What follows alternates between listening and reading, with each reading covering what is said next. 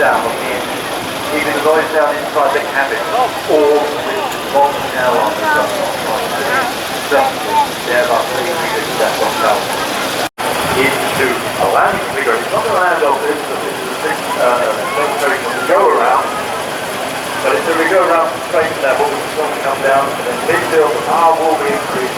These are the flying 350 around, so you can come back to a little boom set on the right hand top corner of the end, and come back in a moment. Power will come on.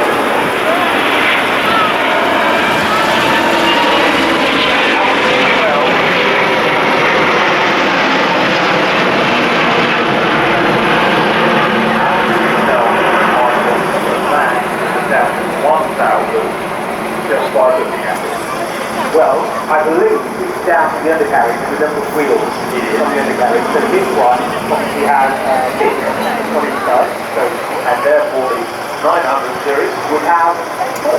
there you go. So now you can just think of anything at Heathrow, you can say it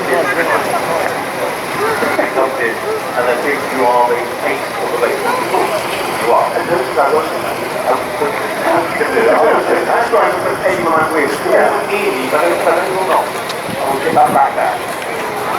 But in normal configuration, you can't, because it does start with itself.